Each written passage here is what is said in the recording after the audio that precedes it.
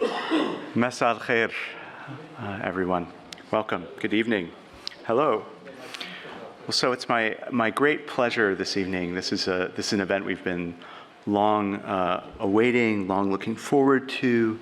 My name is Maurice Pomerantz. I'm the Senior Director of the NYU Abu Dhabi Institute.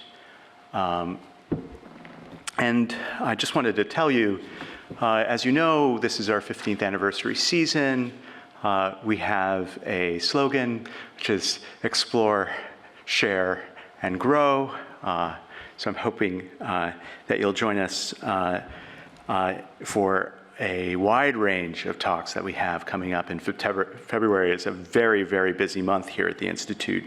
I just wanted to alert you that on Wednesday, this coming Wednesday, the 7th at 6:30, we have a talk entitled Harmonizing Hope, and it's the resilient journey of the Afghanistan National Institute of Music will be the topic.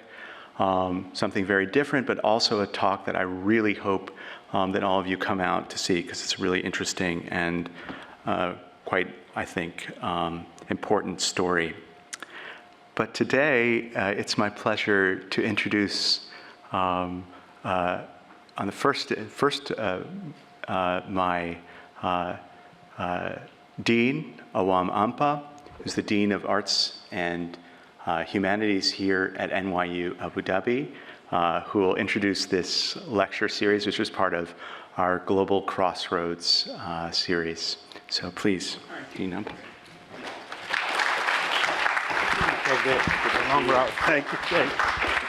Thank you. Good evening and welcome everyone to NYU Abu Dhabi, to, of course, the Institute and its amazing programming and the collaboration with my colleagues in Arts and Humanities under the Global Crossroads rubric. We're so delighted to have you here. I also want to acknowledge the presence of our provost, Ali Pettis, who is also a writer. So Ali's not only here as a provost, but as a curious writer who's happy to be here to share with you our encounter this evening with our guest, Shehan Karunatilaka. Before I do that, I also want to acknowledge my colleagues in the Institute for always putting up an amazing show and collaborating with every aspect of the university, and of course my colleague Maurice for bringing this to where it is. But shout out to my colleague Harshana Rambukwella, who is a visiting professor of literature and creative writing in our division, who made this possible way back, even before most of us got to know about Shehan. He had started introducing and talking about Shehan. And I believe when you even proposed one of the books, it had just was about to win a prize, and just about, yeah. So thank you for giving us that opportunity. So our guest, Shehan Karunatilaka, won the Booker Prize in 2022, considered one of Sri Lanka's foremost authors.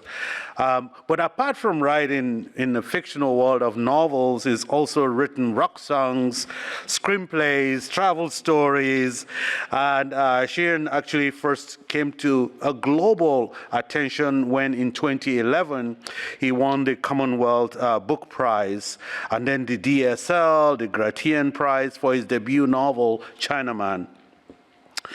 The book was declared the second best cricket book of all time by Wisden. Now, for those of us who know what cricket is, it's really quite a thrill.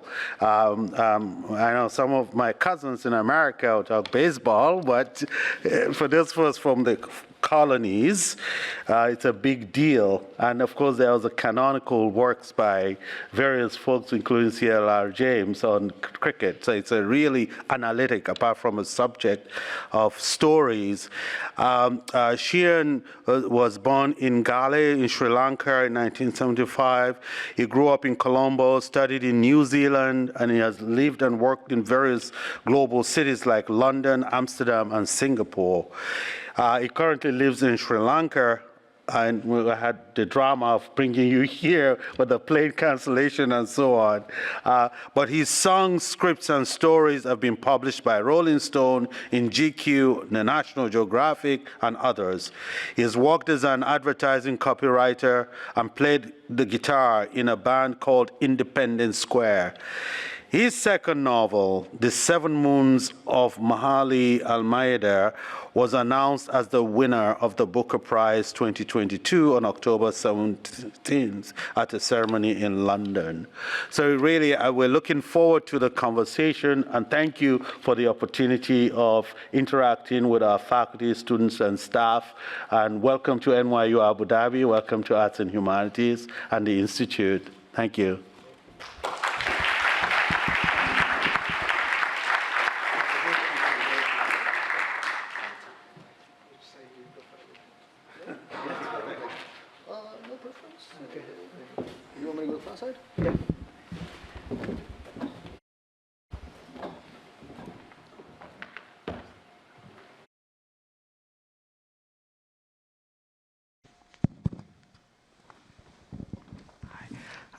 Good evening, everyone, and thank you very much for making it to the event.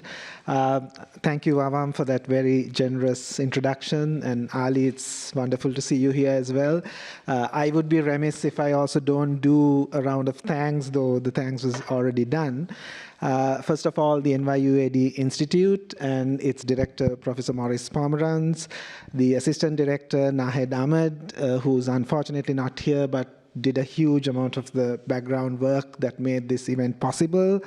Then my colleague, Toral Gajrawala, who's not here, unfortunately. It was with Toral that I made this proposal initially. She's in New York now.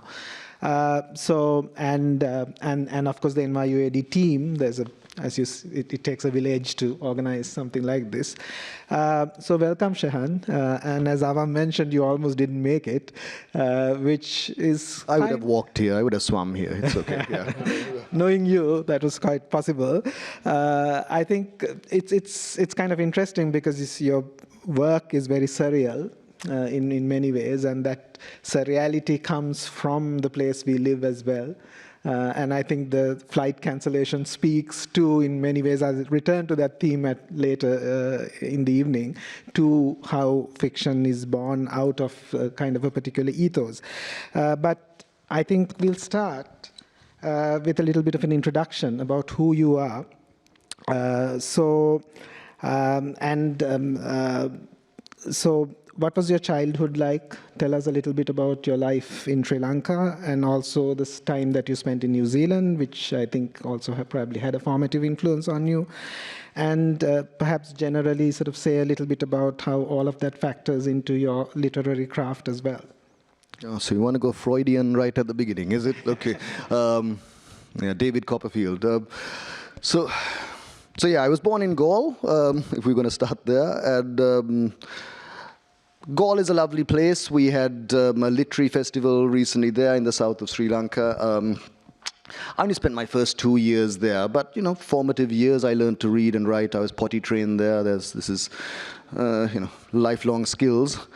But I think, if you look at the pattern, I've spent 5, 6, 7 years in Sri Lanka, and then I get disgusted and disillusioned with the place, and then I want to flee, and then I think the places you outlined, I've lived in London and Singapore and studied in New Zealand. And then suddenly there's a story to write, and I always feel I have to come back, and that's certainly been the pattern throughout my life. So my childhood was in Sri Lanka, so up till age of 16. So if you look at most of the 80s, so 1982 to 1990, which is really the start of the whole mess. 1983 is the start of Sri Lanka's civil war, and 1988-89 is the period that I write about in The Seven Moons. And then family migrated to New Zealand, and that's where I did my studies and finished that off. And I lived, I started my career as a copywriter in Sri Lanka, lived in London a while, and then And then came back, and because I had a story to write about a cricketer and a drunkard, and I thought that's the place to write it, and then did that for 3 years. That was Chinaman, and then I moved to Singapore because it's not a lot of money in writing about cricketers and drunks, and I had to earn a living and live over there. But when I was in Singapore, suddenly the seeds of this story, a ghost story about Sri Lanka's past, kept bugging me, and I had to return. And look, I mean, you asked about what influence all this back and forth has. I suppose you got to leave that for the therapists or the biographers. I really know. But I think one thing is I've been able to write as an insider and as an outsider, and I guess that's something quite important to me, because I think growing up, reading about Sri Lanka, you always got outsider point of views, whether it was visitors coming in, talking about the mess that Sri Lanka was, or diasporic writers, so Sri Lankans who've lived abroad or grown up abroad, looking in. And I think one thing that I started writing, I guess, in the 90s, and I was always thinking, so Michael Ondaatje, so the great Sri Lankan writer, and we can talk about him a bit later, he mentions this in Anil's Ghost, the idea that stories of what was called the Third World, now it's called the Global South. I don't know what it's going to be called next, but stories about that are always, it's always a protagonist from the West flies. I mean, if you look at the Vietnam movies we grew up watching, Killing Fields, it's always a protagonist from the West comes into this dystopia, has an experience, and then is profoundly changed. But there's that scene with the helicopter, where the helicopter's flying away, there's this moving music, and he's waving down at his friend who's sitting down waving at the helicopter. And then he goes back to wherever, London or New York, writes his book, wins a Pulitzer. And but I was always interested in, what about that poor guy on the ground waving at the helicopter? There's no Pulitzer for him. He's got to go back to his dystopia and live. And so I guess that's what motivated me in starting to write. I thought, let's talk of Sri Lanka from the point of view of the person who has nowhere else to go and is forced to live in this and forced to make sense of life in this crazy, messed up place. And so I guess that's where the influences come from. But I have been in Sri Lanka now 10 years because I made the fatal mistake for a novelist. I got married and had children. And so I've been there for 10 years. My children are now 9 and 7, so they're a lot more manageable. They understand when the doors close, but at one point they were 2 and 4, so that's why this book took 7 years to write. But yeah, I've been there for 10 years now, so maybe it's time to move somewhere else. Who knows, maybe Abu Dhabi, who knows? Yeah, let's see. Let's see. I think, I mean, you gave like a perfect answer in a way. It's such a rich answer to what was a biographical question. And I think that shuttling imaginary that you talked about is so important in a way, because we do have very good stories, but it is also important to experience the outside in a way, and to be away from that culture in order to have a certain kind of reflection towards it. And you also talked about, and I think this is what is very unique about you, because you're the first Sri Lankan writer to win a major global literary prize who is actually based in Sri Lanka. So we've had Michael Ondaatje, we've had Ramesh Gunasekara, Shyam Selvidure, many others who have made their mark on Anglophone fiction internationally, but they are expat writers in many senses. And the kind of thing that you were talking about, people looking from outside in, is present in that kind of writing. And that's what I don't see in your writing. And I think that's what resonates deeply with a lot of Sri Lankans. There's something very Sri Lankan about it, very intangible. And we'll come to that as well. The humor, the way you play with words, the kind of the rhythm that you capture. And it's very Sri Lankan in a way. And I think that can only come from a person who has had a very substantial experience living there. So to go back to something that you mentioned about being a professional writer, that you worked in advertising, how much of that helped you as a professional writer? What kind of discipline did that bring? Because we also have people who are deeply interested in writing here in the audience, for them as well. Because, I mean, I've been part of a number of literary juries, etc. And one of the things that you're frustrated is with, you get these brilliant ideas, but they're not crafted, they're not edited, they're just unfinished products. So does that vocation of yours factor into your writing? Yeah, I mean, I'm still dabbling in advertising. I mean, up till October last year, I was a copywriter who wrote novels on the side. And I mean, you get disillusioned with that profession and you lose your stomach for it. But, I owe a lot to it. I drifted into it because I did an English degree. My dad wanted me to do economics and accounting and finance. And I did that for the first year.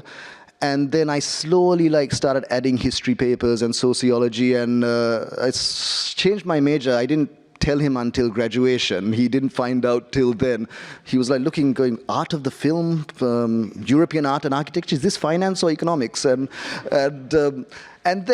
And he kept asking me this question, what the hell are you going to do with the English degree? And in Sri Lanka, you have to be a doctor or an engineer or an accountant.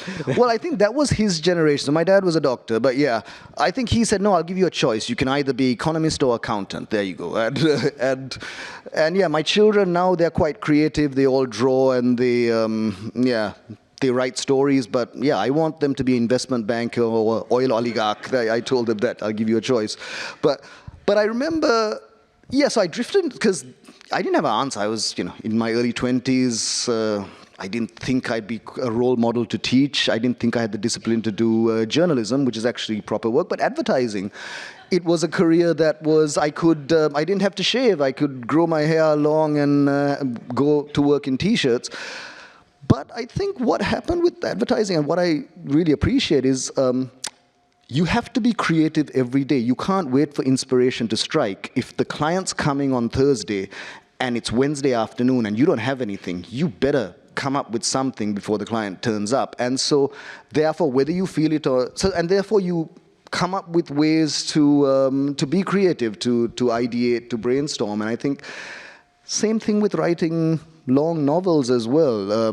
It's a job. You turn up on Monday, and I work 6 days a week. I work at 4 in the morning, again, because of the kids. They're asleep at 4 in the morning.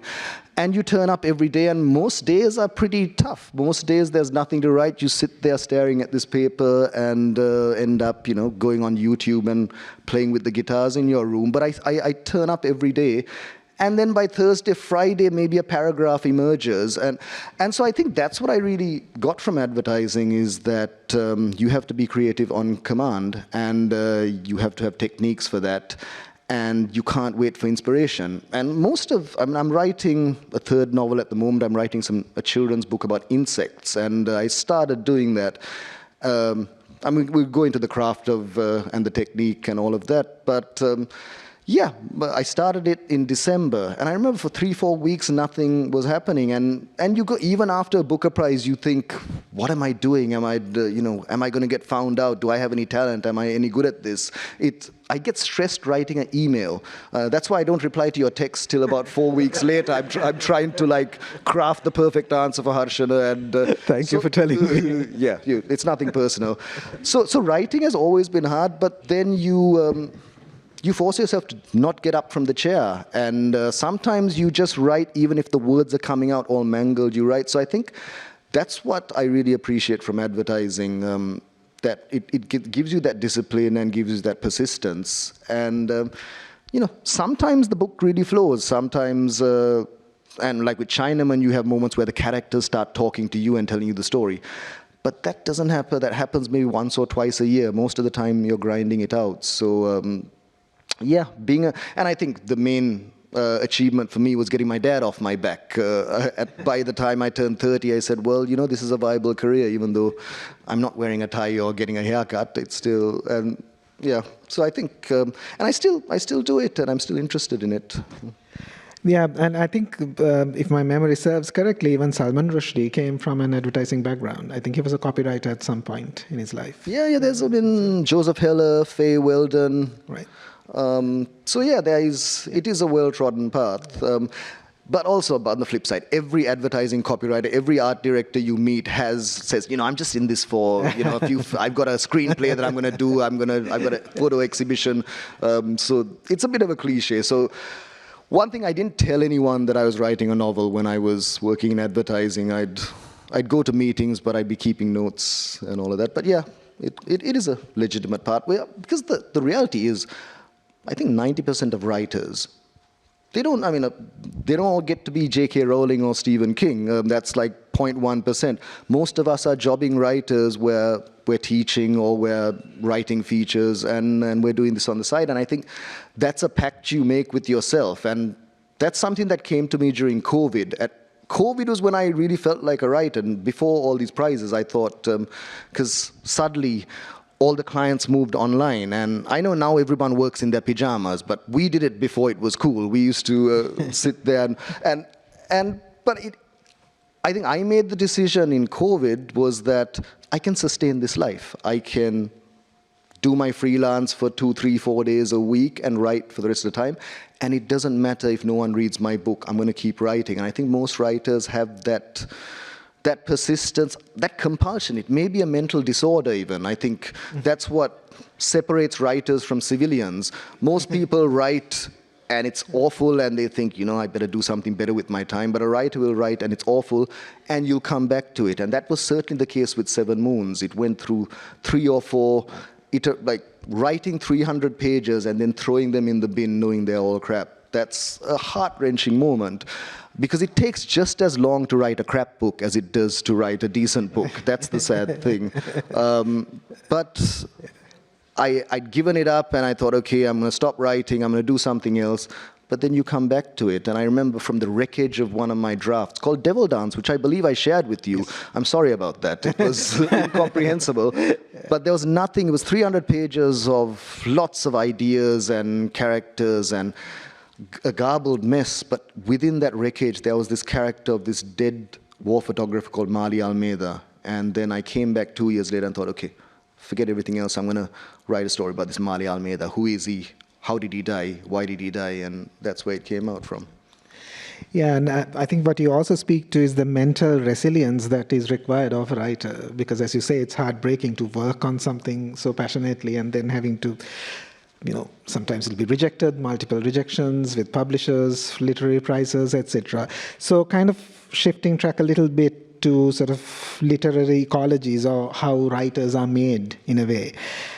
So there is a very interesting story to how you are here today, I think in a way, the journey of you as a writer. And I'm also kind of connected to that tangentially through what is called the Grecian Trust. Shehan mentioned the Canadian writer Michael Ondaatje. Michael Ondaatje was born in Sri Lanka and migrated to Canada when he was in his teenage years. He's a globally known writer. He won the Booker Prize in 1993, and with the prize money, he created an endowment called the Grecian Prize in honor of his mother. His mother was Grecian Doris. So that was in 1993, or 30 years ago. And Shehan won the Grecian Prize in 2009 for a manuscript of Chinaman, which went on to win the Commonwealth Prize. And in a way, the existence of that prize in Sri Lanka because Sri Lanka doesn't have a large English language literary market. It's it's a small country anyway, and within that country, the English readership is really limited. So to speak about literary prizes, etc. Prizes are always very controversial. People are unhappy. There's always criticism about the final outcome and all of that. And I think it also kind of relates to the place we are in, because we have a very strong literature and creative writing program here at NYU Abu Dhabi. And I think we are moving on to bigger things as well soon. And also Abu Dhabi itself is positioning itself through sort of the culture industry and all of that. So like investing in that and having that kind of ecology around. So, you might have 100 failures, but then you have that one, success story. And it takes that entire, ecology to support that. So if you want to say a little bit about literary prizes and how they help literature. So prizes, I had this opinion of prizes when I started writing, and I haven't changed it despite winning a few, is that the truth is, and this is true of Bookers and Pulitzers and Oscars and Grammys, pretty much prizes are bullshit until you win one. Until you win one, then everything else is, because I mean we just had the Grammys, and you can have many examples. I don't think Hitchcock won an Oscar for Best Director. The Beatles won 1 Grammy, but Post Malone's won 17, and nothing wrong with Post Malone, but and also with the Bookers, the Pulitzers. I mean, I followed the prizes, and often there'll be a book in the long list which I think, wow, that's the book, and it never makes it past, and then something wins. And so yeah, this is a subjective in precise science and all of that. But the benefits are undeniable, and I come from advertising. That's the industry that gives itself so many prizes, and again, they're kind of meaningless things, but except for the guys who win them. The guys who win them talk a lot about it. But look, I can't diss prizes too much, because you're absolutely right. I clearly benefited from it, because I think you can track Sri Lankan writing from, I think it was 1992, right? Tondachi won for The English Patient. You can track Sri Lankan writing from the inception of the Gratian Prize, before and after the Gratian Prize, because so he set up the Gratian Trust in, 92, 93, and the first book to win was The Jam Fruit Tree by Carl Muller. And Carl Muller's not remembered, or maybe not as widely known as the Ramesh Gunasekaras, the Selvadurais, and Ondachis. But for me, he was the guy who really opened the doors, because I think growing up in the 80s, you go to a bookshop in Sri Lanka. Like now you go to a bookshop, there's a Sri Lankan section, there's a South Asian section. Back then, I remember you had all the blockbusters, the Jeffrey Archers, the Sidney Sheldons, Jackie Collins, Stephen Kings. And then you had the Sri Lankan books which were on a bottom shelf, and you could see they were sort of self-published, they didn't look that impressive. And there were a lot of solid writers, Punyakanti, Vijay Nayak, Martin Vikramasinghe. But I'd read these things, and they were sort of celebrating the village, the kind of this idyllic version of the village. And I was a Colombo kid growing up watching MTV, and it was a bit hard for me to relate to these things. And a lot of the writings, lesser well known, you got a feeling Sri Lankans were trying to write like Englishmen who lived 100 years ago, almost to show that I can write as well as E.M. Forster or Graham Greene or Hemingway. And Carl Muller changed that for me, because, and also I think luck comes into everything in life, but certainly with prizes. But I consider myself lucky to have been a young writer in the 90s, because, okay, we had Ondachi, who had won the highest prize, Ramesh Gunasekara, who was celebrated, and Shyam Selvadurai, funny boy, quite groundbreaking. I mean, now you have a lot of LGBTQ content, but to write a coming-of-age gay novel in 95 was quite groundbreaking. But Carl Muller, he wrote about the Burgher community. So the Burgher community are the descendants of the Dutch, the Portuguese, the English. Probably the only minority in Sri Lanka not to have a separatist movement, I guess. And then they're stereotyped as sort of eating, drinking people. Happy-go-lucky, it's a stereotype. But Carl Muller wrote about the von Bloss family, and this family of hard drinking, partying, this Burgher family who were getting into fights, sleeping with each other's spouses. But the most important thing was it was written in a very Sri Lankan voice. It was written like a drunken uncle telling you a story. And that really inspired me, because I thought, I can't write as elegantly as Ondachi or Gunasekara, but I can certainly write like a drunken uncle, or I can try doing that. And I think, and also, a lot of things were happening in South Asian literature. I mean, a decade earlier, Midnight's Children opened the doors for a lot of South Asian writers, because Salman Rushdie does not sound like Salim Sinai. Salman Rushdie is actually a posh Englishman, but he, through artistry and craft, channeled the voice of the Mumbai of his childhood, Bollywood, and wrote. And it dawned on me that, South Asia, because growing up, I thought, why can't a Sri Lankan book be up there next to the Stephen Kings? And I think a lot of us tried to write like what the West was writing. But I think, and then later, Rohitan Mistry, Arundhati Roy, and then we had the golden age of Pakistani writing with Mohsin and Hanif and Kamila and H.M. Naqvi. And it told me that one thing, South Asia has a lot of absurd, tragic, comic, bizarre stories. But also, we can tell them in our way, in our language, in our way of speaking. We don't have to sound like an Englishman. We can actually sound like ourselves. And so really that was, so the Gratian Prize happened, Muller won that. And I spent the 90s and the 2000s because the Gratian Prize has the sexiest deadline. December 31st is the deadline. Like the Pulitzer in July, some awkward date, the Booker something August. But this is 31st December, right when you're thinking of, giving up smoking and losing some weight and, being a nicer person. You think, okay, have I written anything worth submitting for the Gratian? And I did that. And so it got me writing. And I know I'm not the only one because every year now, there's about how many entries do you get? About 70 or 80? No, yeah, 70, 80, yeah. Yeah, you get, so, I'm sure not all of them are masterpieces, but it got people writing. And I submitted, in my 20s, and I don't think I even got a long list, but I kept writing. And then finally, when I stumbled on this idea of this left-arm spinner who was a genius cricketer who disappeared in the 80s, I started writing that, and that happened to win the Gratian Prize. And that's where everything, that was the start of the whole thing. And since then, that was 2010. And finished that, took a job in Singapore, and because when you're writing in Colombo, you're not expecting to be published. You're not thinking about Booker Prizes or anything like that. You're just thinking, can I tell this story properly? Maybe maybe the Indians might like it. Maybe someone in the region might like it. But the prizes, at least I think one thing, I know I diss prizes, but one thing it does do, it gives you a lovingly curated list of books as a benchmark. And so I read as many of the Booker, the Pulitzer stuff, and likewise, the Oscar nominations out, and you watch those movies, and so I guess you internalize what writing appeals to you and what doesn't. So I think that's where prizes come in. But yeah.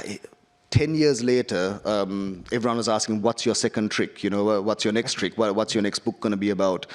And we can talk about the whole publishing history of that. There was a time where it didn't look like it was going to be published outside of India. And then suddenly got a Booker long list in the height of Sri Lanka's collapse. And then it got a short list, and I thought, okay, it means that the book's going to be reviewed. And then it won the damn prize, and then that's why I'm here. And now I guess I'm a legit writer. I'm not a copywriter who dabbles in novels. I'm an actual proper writer. So yeah, you have to acknowledge the role of luck in your life and all of that, and acknowledge that prizes do give you benchmarks. But I think writing for prizes, writing with expectation of prizes, that's a sure recipe for heartache and depression and drinking gin at 10 in the morning, So you write because you have this story that you think only you can tell, and that's really the motivation for me. And I think for a lot of South Asian writers, you think someone should tell this story, probably no one will, and maybe I'm going to have a crack at it. So I think that's how prizes really motivated me. But yeah, I certainly owe a lot to them. Yeah, I think you said a couple of very interesting things. One is about the kind of the stories that come out of South Asia and the rhythm they carry into the English language and into English writing. And I don't think I'd be wrong to say perhaps over the last almost 20 years, the English novel in a way has been sustained by stories from the so-called global South. There's such a lot of vibrancy of the stuff that has come out. And another thing that you mentioned about what Michael said, so in his first speech in 1993, he says, when you see yourself in an international publication, in a book, your sense of self is doubled. So your ambition to, why can't we win this? Why can't we put ourselves out there? And I think that's just wonderful. That really speaks to, I think, Michael's vision as well. So I do have many more interesting questions, but let me pause now and let's do one of the readings so that our audience gets to hear a flavor of your, or do you want to? Yeah, sure. I can do a reading. Yeah. Shall I read from The Seven Moons, I suppose? I brought all my books here. Product placement, I'm an advertising guy. These are my kids' books, by the way, Sneaky Plants. This is my masterpiece, really. Where Shall I Poop? Where Shall I Poop? This is potty training book. It's doesn't get the attention it deserves. Didn't win any prizes, but I'll read from the one that everyone knows. Go to the podium, is it? Yeah. You can do it from here.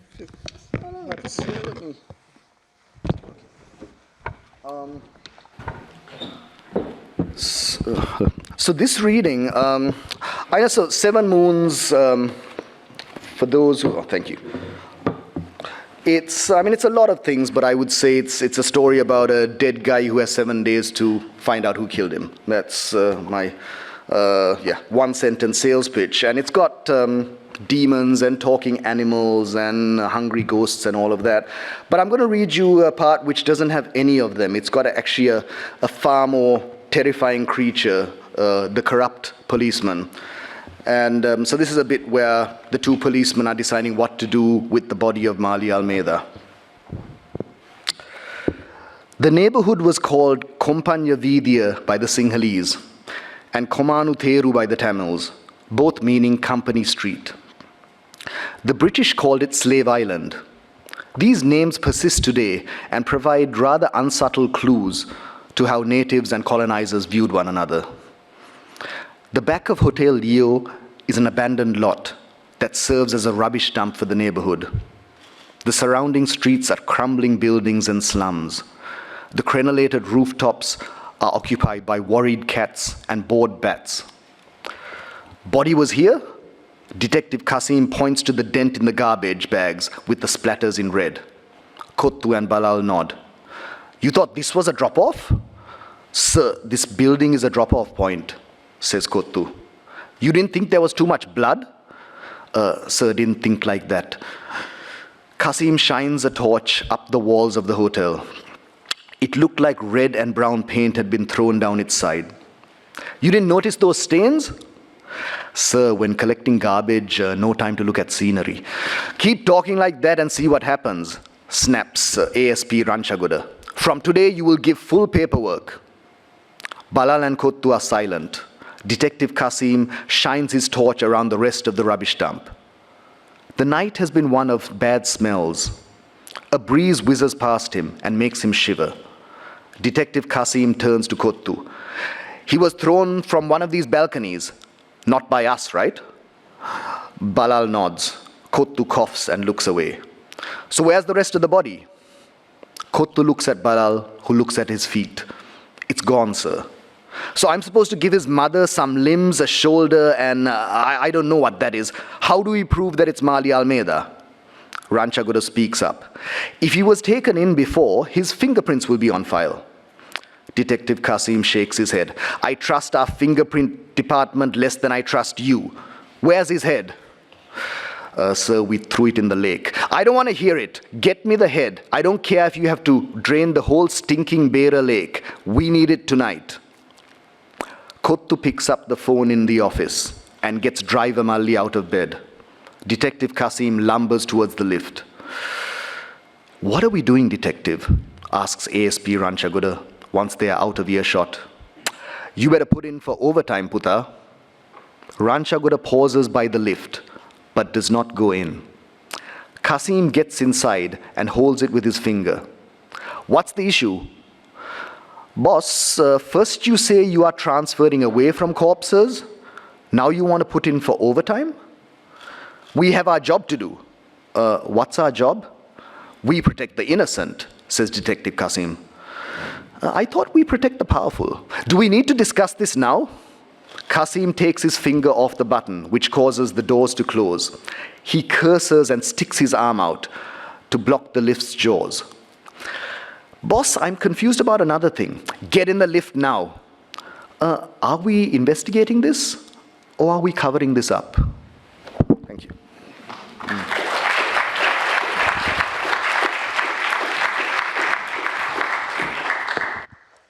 Thank you, Shehan. Incidentally, one of the monikers, Kottu, is actually a street food in Sri Lanka. And you can get it here in Abu Dhabi. Yeah, you can get a good kottu in Dubai and Abu Dhabi. Yeah, on Hamdan Street. So So going on, sort of building on that excerpt that you read, I think one of the most striking qualities about your writing is this sort of black humor and the satire that you use so effectively.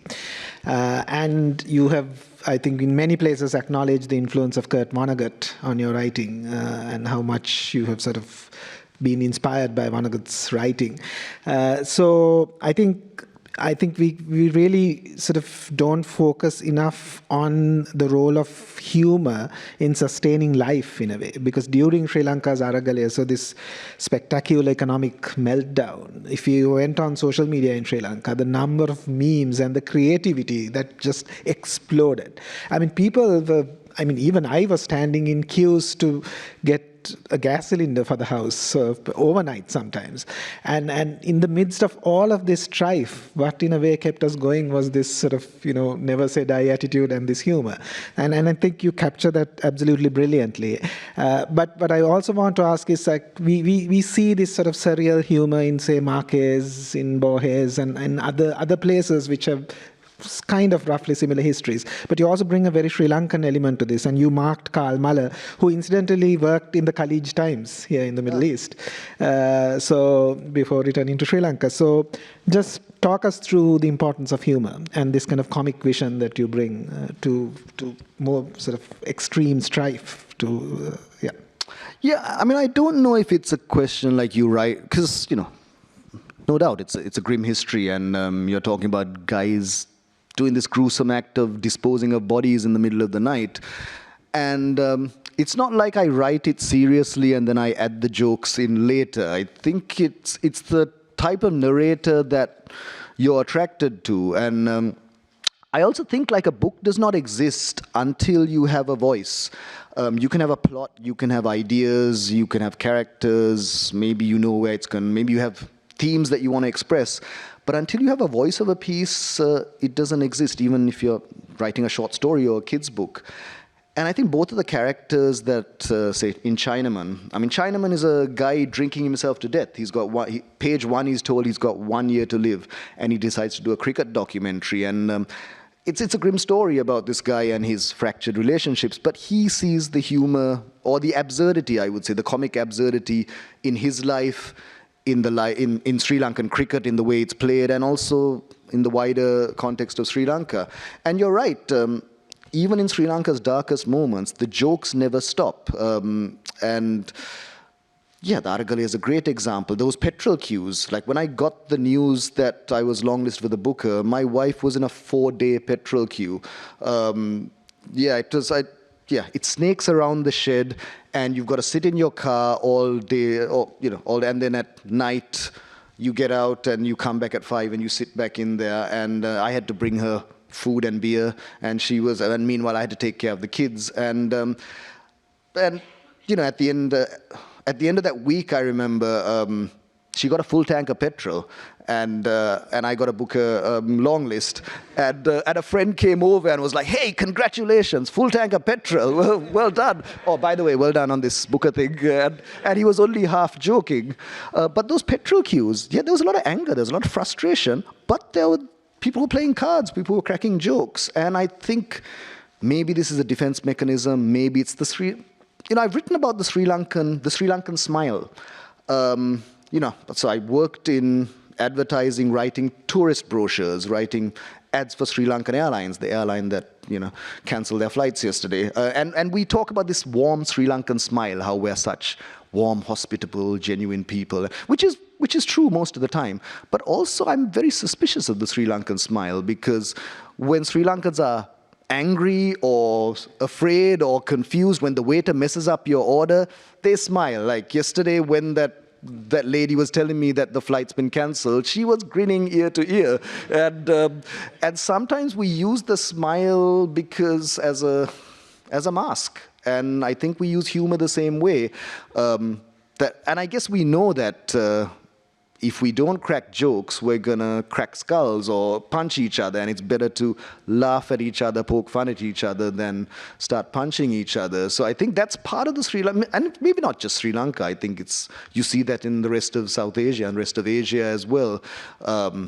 This gallows humor that because we accept that we live in we all live in different dystopias. I mean, I think that's why my books have, they're well received in Bangladesh, Nepal, Pakistan, India. I mean, before the book Chinaman, that's where it sold the most. And even though we've had very different histories, we all relate to the fact that we live in different dystopias with different bumbling leaders, and we feel powerless against it. There's not much as a citizen we can do about it, so we make jokes. And I think that's definitely the case of Maali Almeida. He's dead on page 1 and he's watching his body being chopped up and chucked in a lake, but he still can make sarcastic comments. But also, just practically, I was trying to, because it's hard to research how to dispose of a body, right? I tried Googling it. Don't Google that. You get some very strange answers. But I realized, okay, this is a practical problem because, in a much more sober note, so many Sri Lankans went missing during that period. To this day, disappeared, abducted, parents still holding up their photographs, wondering what became of them. And we haven't found the bodies, so either the country is full of these mass graves that haven't, and a few have been uncovered. Where are the bodies? So I tried to imagine a typical Sri Lankan bureaucracy. It would have been, so Balal and Kottu are two criminals who can't get jobs elsewhere, and they have this dirty job that no one wants to do of disposing of bodies. And I just tried to imagine that scene, and I realized if it's a bunch of Sri Lankans trying to do a job, there'll be jokes there. They'll be cracking jokes, and one of them wants to be very professional and do it. The other one kind of feels a bit grossed out, but realizes he's got to feed his family, and they kind of make fun of each other. So, but also maybe from a writing point of view, it makes it easier to write about. Because if I told a sober account of what happened over that terrible period, might be difficult for me to write and difficult for someone to read. So you temper it with these absurdist, sarcastic cracks by the characters. But of course, there does come a point where the jokes have to stop. Like the book does go into places like torture chambers, and that's where, yeah, so you have to, it's a fine line. You can't be seen as making fun of these things. But I think humor is definitely part of the Sri Lankan sensibility. Yeah, and I think the way I read it is, in a way, your fiction particularly is this comedy makes an unintelligible world intelligible in a way. There's no other way, in a way, to write about the surrealness of some of the things, the impunity, the culture's complete lack of justice, etc., which we have lived with for decades. I think our generation has grown up with almost roughly decades of cycles of violence, bloodshed, and nobody has been held accountable, and many of those people perhaps do still live in our society and thrive. And the ghost story is also a way these stories are kept alive, because the officials deny these things happened. We're not taught this history in schools. We're taught about our ancient kings, our colonizers. We're not taught about the last 40 years, and it's through, not so much memes and jokes, but certainly through I investigate a lot of ghost stories, and each ghost story was linked to a tragedy. So every ghost in Seven Moons is based on a real character. And it's interesting you bring about surrealism, because I think that's another tool. It's no coincidence that China has a very vibrant science fiction, speculative fiction, fantasy tradition. Not just, there's great Chinese writers, expat writers, Ted Chiang and Ken Liu, but also writers operating within the system.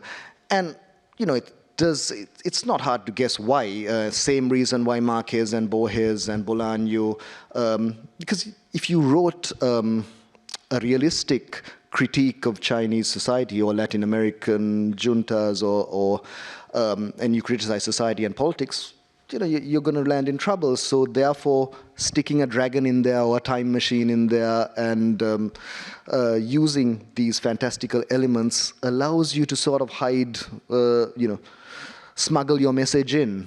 So I think these are legit tools that us in the global South have to use, and I think they can be used quite effectively.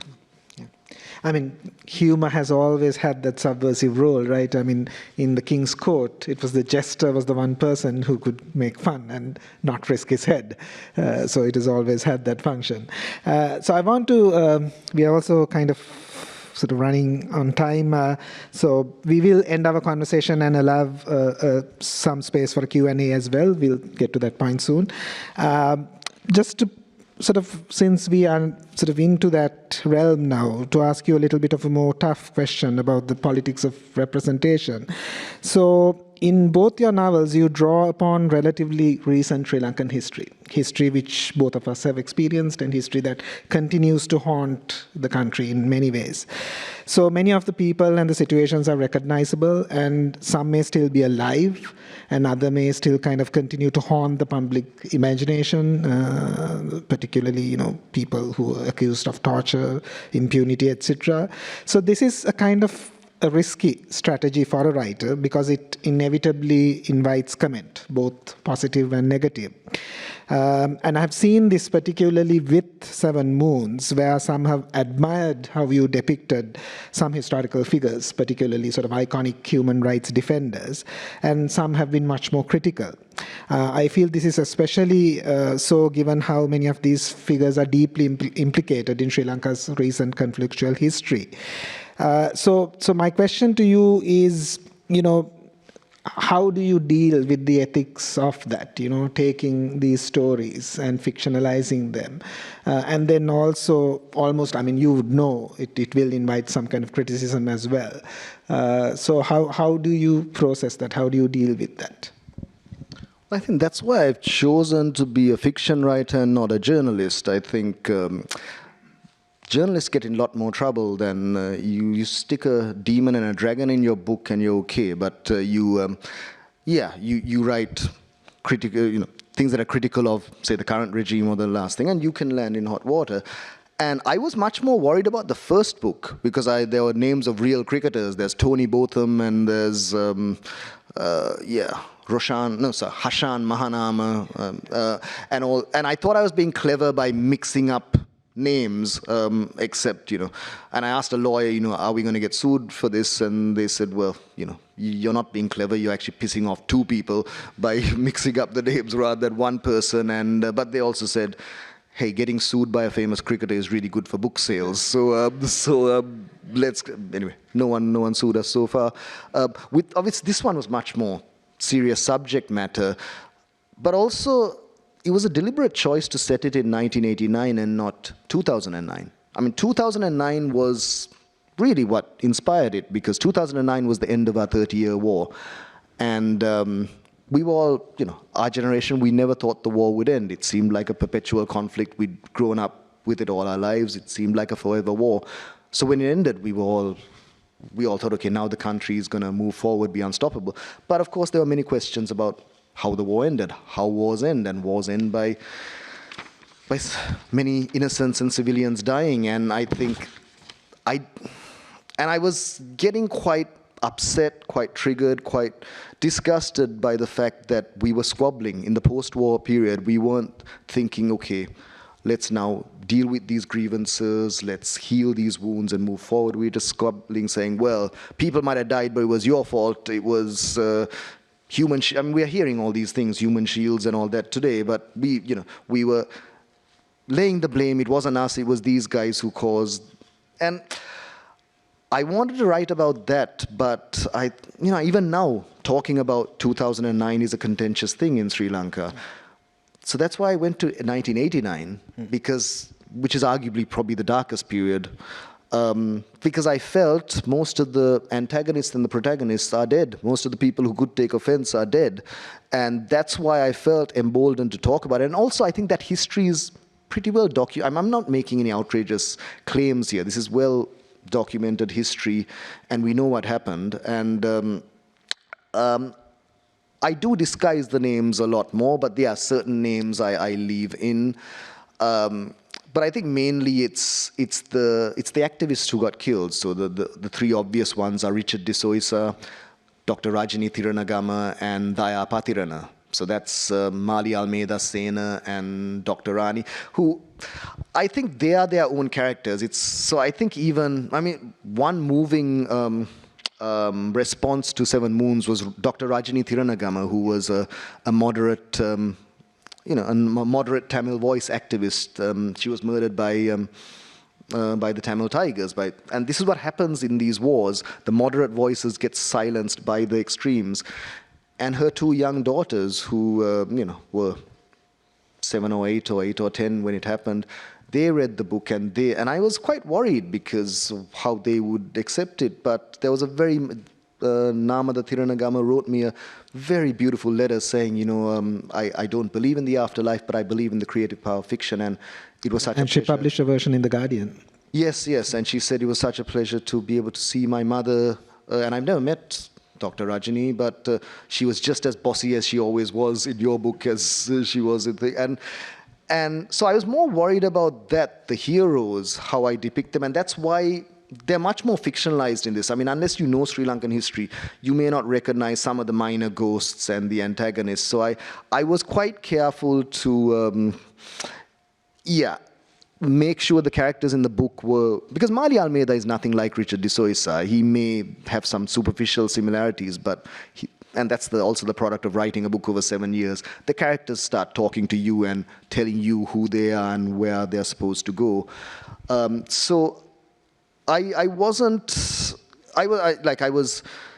concerned about the ethical choices of doing this, but also I felt safer, and touch wood, it's been okay, because it was 1989, not that long ago. I mean, less than 40 years ago. But it seems like ancient history to us because we've been through so many catastrophes since then. And I think one of the gratifying things is now, up till last October, basically my fan base were middle-aged men who were into cricket, right? That was who'd come to my readings. But since the prize, my audience has widened, and I get a lot of young kids, kids who were born in the 90s, in the 2000s. And and they come to me and they say, we knew that there was a war, but our parents don't talk about it. Our teachers don't teach us about it. It was eye-opening to realize these things happen. And I keep telling them, don't come to my book if you want to find about the war. There are much better books written about it. Or even just go on the internet, on Wikipedia, but learn about these things, because we tend to have this feeling, I think, in Asia, well, certainly in Southeast Asia, but certainly in Sri Lanka, this collective amnesia. It's this idea that, well, terrible things happen, but why talk about them? Why bring them up again? You're just asking for trouble. Let's just forget they happened and let's just move on, which is a privilege if you weren't affected. But if your house was burnt, if you lost one of your children, it's not so easy to do that. So I think maybe that's... Fiction writers are pretty useless most of the time, but maybe that's where we can contribute, in that keeping these stories alive and at least keeping these conversations alive. So, yeah, it is certainly a concern, whether you're writing about cricketers or terrorists, to how you mix fact and fiction and how you depict it and how you do it responsibly. No, I think you made a very important point about history and fiction, because I think that line is increasingly thinner. It has got thinner. And it was, I think, Isabel Allende, who was a journalist, who had, I think, famously said at one point that as a journalist, she felt that she was writing fiction. And therefore, she decided to abandon fiction abandon journalism and switch to fiction. These categories are not as clear-cut as we would like to think them to be, which is scary in a way, but it is also the truth. And just for the audience's information, 87, 89, there was a Maoist uprising in the south of the country. And at that point, the Indian peacekeeping force, which was an occupationary Indian army force, had arrived in the north of the country. So it was politically a very, very troubled period. And the government in power at that time created paramilitary forces which operated outside the legal structures, and disappearance was the name of the day. So if our parents were scared to let us out of the houses because if you were the wrong age, wrong profile, you just disappeared. And rivers literally ran red because they were famous dumping grounds. So that's the period that's mostly covered in this book. shall we skip the second writing, because we've kind of progressed in time, and I think I need to open it out to the audience. Just before I do so, I just wanted to ask you, because we do have, as I said, aspiring writers, students from our creative writing program, as well as faculty who are interested in writing. So if there's any advice that you would give, this is a cheesy question, but to aspiring writers, what would that be? And also, please share with us what your future projects are and what we can expect of you in the coming years. And then I'm sorry for putting you on the spot. Well, so I'm doing a little thing tomorrow where we'll deep dive into the writing process and techniques. I must thank Shehan, where he volunteered to do this, which is not part of the deal that we got for him. So this is entirely him. So thank you very much for your generosity. So we can get into that tomorrow, but short answer is I really can't better the advice given by Stephen King in his book on writing. And he said, if you want to be a writer, you have to read a lot, write a lot, and do it every single day. And really, that sounds simple and glib, but it's a tough thing to do. The toughest thing is allocating space and time in your life to do it. And I think even when I was working tough jobs where I was working till 10 in the night and weekends, I still would try and wake up early and, even 1 hour of reading, 1 hour of writing, and do it without fail every single day. And if you do that, even if you write a paragraph a day, by the end of a year, you'll have something. It may not be great, but you'll have something.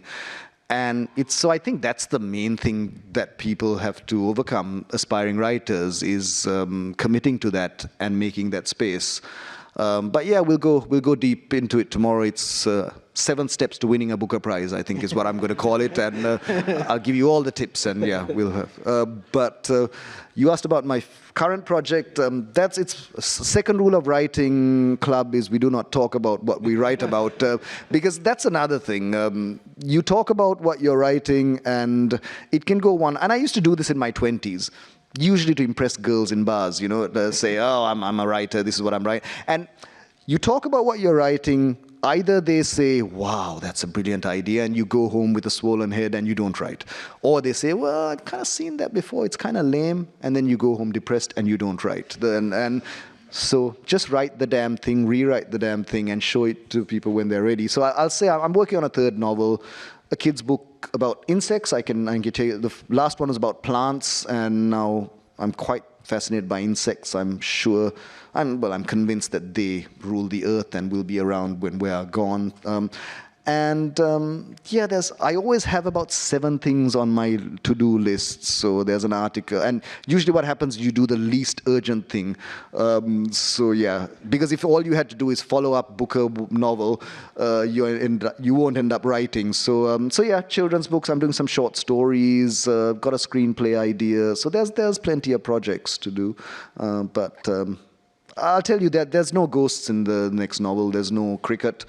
There might be a few drunks, there's no corpses, and there's no politics. I want to write a nice, harmless little book which is going to keep me out of trouble. Yeah. All right, thank you.